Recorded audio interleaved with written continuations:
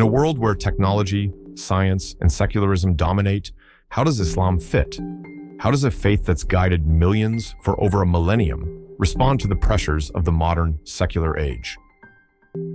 In the first chapter of The Quran and the Secular Mind, Shabbir Akhtar tackles these very questions. He doesn't ask whether Islam is true or coherent, at least not yet.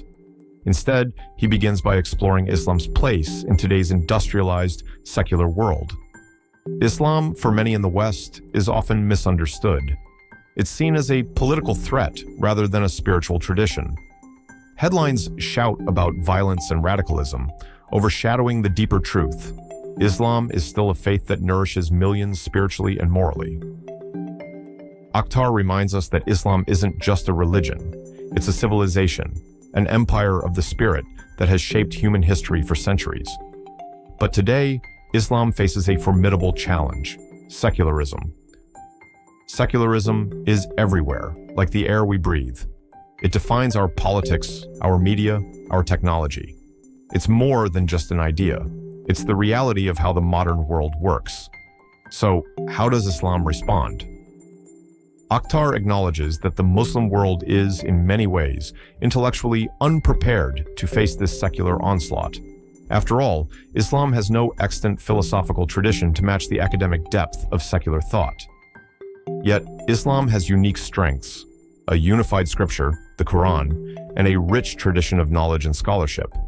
But defending Islam often results in accusations of triumphalism or fanaticism. The West, as Akhtar notes, is quick to reduce Islam to a threat rather than acknowledge its spiritual depth. Many see Islam purely as a political force, especially in the West. But Akhtar emphasizes that this political dimension isn't separate from Islam's spiritual essence. Islam was born as both a faith and an empire, an inseparable fusion of religion and governance. Islam's political aspirations aren't about conquering the world. They're about living according to a divine law that integrates the spiritual with the social. Mislabeling Islam has deep roots. For centuries, the West has misunderstood it, even starting with its name, often calling it Muhammadanism, as though Muslims worshipped Muhammad. But as Akhtar points out, Islam means submission to God, not to Muhammad. Islam is not just a religion of the Arabs, it's a universal message for all humanity. So where does this leave us? Islam stands tall, even in the face of secularism's pressures. But the battle isn't just intellectual. It's about maintaining the true image of Islam in a world that constantly challenges it.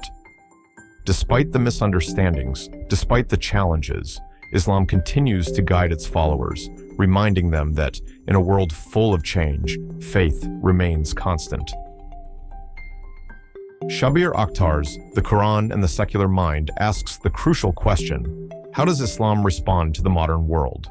In the next chapter, we explore the complex relationship between human reason and divine revelation. Can rational inquiry coexist with faith, or do these two forces pull in different directions? Join us as we dive deeper into the intellectual challenges of Islam in the modern era,